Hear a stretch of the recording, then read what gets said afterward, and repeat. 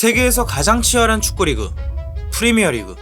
이곳에서 한 클럽의 감독을 맡아 10년 이상 팀을 이끈다는 건 결코 쉽지 않은 일입니다.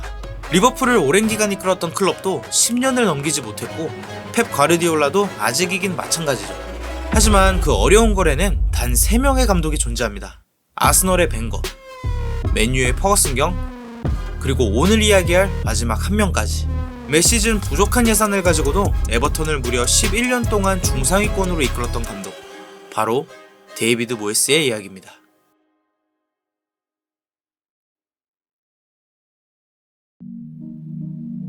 (2002년 3월) 에버턴에 부임할 당시 39살이었던 모예스는 프리미어리그 최연소 감독이었습니다.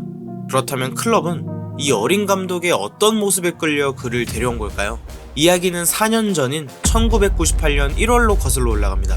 당시 3부 리그에 속해 있었던 프레스턴 노스엔드는 계속해서 부진에 빠지며 강등권에서 허덕이고 있었습니다. 그렇게 팀을 이끌던 게리 피터스 감독은 사임하며 클럽을 떠났고 구단은 강등권 탈출을 위해 이름 있는 감독을 데려오라는 압박을 받고 있었죠. 하지만 그들이 선택한 건 감독직을 단 한 번도 수행해보지 않은 클럽의 수석 코치 데이비드 모예스였습니다. 강등권 탈출의 야망이라곤 눈꼽만큼도 찾아보기 힘든 구단의 선택으로 인해 불안했던 클럽의 팬들은 비난을 쏟아내기 시작했죠. 그러나 모예스는 이 모든 우려를 단숨에 잠재웠습니다. 부임하자마자 클럽의 가장 시급한 문제였던 강등을 피했고 더 나아가 다음 시즌엔 승격 플레이오프까지 진출시킬 정도로 팀을 확실히 변화시키고 있었죠. 이후 2년간의 행보는 더욱 놀라웠습니다. 9900 시즌엔 리그 우승을 차지하며 마침내 프레스턴을 2부 리그로 승격시켰고 승격 후 첫 시즌 만에 클럽을 또 한 번 승격 플레이오프 결승전까지 이끌었죠. 비록 아쉽게도 볼턴에게 패배하며 승격에 실패하긴 했지만 단 4년 만에 프레스턴을 3부 리그에서 프리미어리그 승격 직전까지 이끈 모예스는 이미 여러 클럽으로부터 뜨거운 관심을 받는 감독이 되었습니다. 그렇다면 잠시 주제를 바꿔 당시 에버턴의 상황은 어땠을까요? 1980년대에 두 차례 1부 리그 우승을 차지하며 영국에서 가장 큰 클럽 중 하나로 군림했던 에버턴. 그러나 1990년대에 들어서는 끊임없는 하락세를 겪으며 강등권에서 절망적인 시기를 보내고 있었습니다. 심지어 0102 시즌엔 고작 9경기밖에 남지 않은 상황에서 에버턴은 강등권과 승점이 똑같은 처지였습니다. 반등하지 못하면 48년 만에 2부 리그로 강등당할 수도 있는 위태로운 상황이었죠. 이런 상황에서 에버턴의 회장이었던 빌 켈라이트는 프레스턴을 부활시킨 모예스야말로 에버턴에서도 기적을 만들어줄 적임자라고 판단했습니다. 그렇게 2002년 3월 39살이라는 젊은 나이로 프리미어리그에 입성하며 에버턴과 함께 새로운 도전에 나서게 됩니다. 2002년 3월 16일 이날은 모예스가 구디슨 파크에서 치르는 첫 경기가 있는 날이었습니다. 그동안 에버턴 팬들은 10년 동안이나 이어져온 강등권 싸움에 질려버렸지만 이날부터 구디슨 파크에는 다시 희망이라는 감정이 살아나기 시작했습니다. 경기 시작 27초 만에 데이비드 언스워스가 선제골을 넣으며 클럽은 2대1 승리를 거뒀고 모예스는 첫 경기부터 승리를 가져왔죠. 그렇게 9경기 동안 13점이라는 승점을 쌓은 모예스는 15위로 시즌을 마치며 다행히 클럽의 강등을 피할 수 있었습니다. 그리고 그의 첫 풀시즌이 시작되는 02-03 시즌부터는 조금씩이나마 긍정적인 변화를 만들어가기 시작했습니다.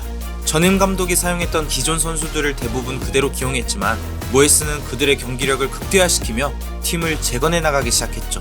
또한 클럽의 영입 방식을 바꾸며 조금씩 긍정적인 변화를 보여주기 시작했습니다. 당시 에버턴은 다비드 지놀라와 폴 게스코인 같은 기량이 떨어진 스타들을 데려오는 영입 방식을 이어오고 있었지만 선수단의 평균 연령과 임금 지출을 줄이기 위해 이런 영입 방식을 벗어나려 했습니다. 그리고 시즌 개막 전부터 아카데미에 있던 16살의 웨인 루니를 데뷔시키며 클럽의 미래도 중요하게 생각했죠. 특히 루니의 프리미어리그 데뷔골은 아스널의 30경기 무패 행진을 끝내며 단숨에 주목받는 스타로 만들기도 했고 더 나아가 스쿼드의 젊은 피를 수혈해낸 모예스는 팬들의 많은 칭송을 받기도 했습니다.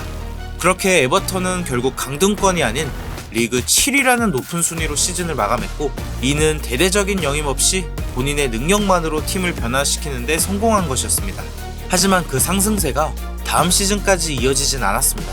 03-04 시즌엔 모예스의 임기 중 가장 끔찍했던 기억으로 남아있는데 강등권 바로 위인 17위로 시즌을 마무리했었습니다. 설상가상 이 시즌 이후 루니가 맨체스터 유나이티드로 떠나며 클럽은 더 큰 충격을 받고 말았죠. 더 나아가 에버턴이 잔류하는데 중요한 역할을 했던 다른 선수들도 하나 둘씩 떠나가면서 많은 전문가들은 0405 시즌에 에버턴이 강등될 것이라고 예측하곤 했습니다. 하지만 모예스는 보란듯이 그들의 예상을 뒤엎어버렸습니다. 새로운 인재들을 저렴한 가격에 데려오면서 구멍난 스쿼드를 하나 둘씩 채워가고 있었는데, 이때 영입된 선수 중 한 명이 클럽 역사상 가장 뛰어난 가성비 영입으로 평가받는 팀 케일이었죠. 케일은 입단하자마자 주전 자리를 꿰찰 만큼 좋은 활약을 보여주기 시작했고, 시즌이 진행될수록 모예스의 에버턴은 강등권은커녕 오히려 빅클럽들과 어깨를 나란히 하고 있었습니다. 결국 얇은 스쿼드로도 리그 4위라는 최고의 성적을 거두며 다음 시즌 챔피언스 리그 진출권을 얻었고 10년 만에 유럽 대항전에 참가하는 쾌거를 이뤘습니다. 하지만 결국 비아레알에 패배하며 본선도 가보지 못한 채 일찌감치 탈락의 고배를 맛봐야만 했죠. 그리고 그날 밤 이후 에버턴은 챔피언스 리그에서 더 이상 볼 수 없었습니다. 모두가 아시다시피 에버턴은 오랜 시간 동안 트로피를 들어올리지 못하고 있었습니다. 하지만 2007년 여름부터 모예스의 에버턴은 트로피에 매우 근접한 팀이 되어가고 있었죠.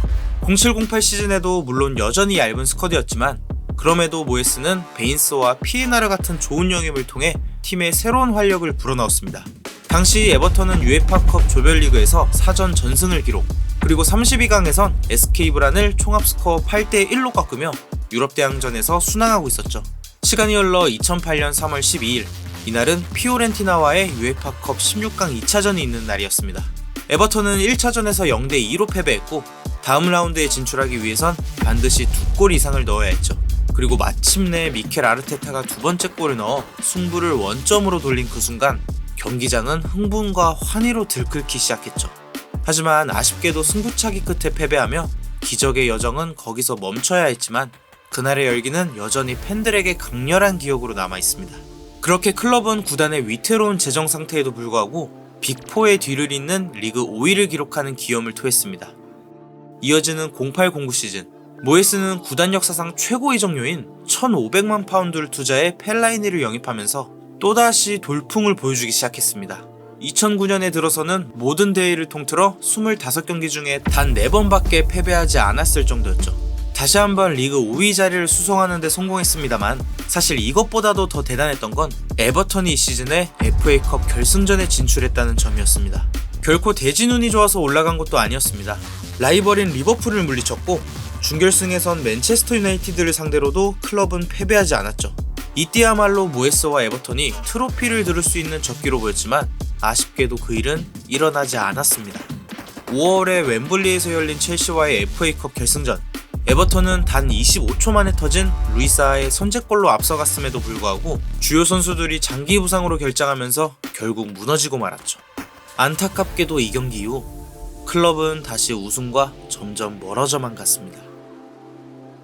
그렇게 2013년 여름, 모예스는 제한된 예산 속에서도 프리미어리그에서 경쟁력이 있는 팀을 만들어냈던 지난 4,096일간의 여정을 끝내고 정들었던 클럽을 떠났습니다. 이후 그는 여러 클럽을 경험하며 실패도 해보고 유럽 대항전에서 우승 트로피를 들어보는 순간도 맛봤죠. 그리고 오랜 세월이 흐른 뒤 모예스는 다시 한번 구디슨 파크로 돌아왔습니다. 강등 위기에 처한 클럽을 구해내기 위해서 말이죠. 마치 23년 전에 그랬던 것처럼.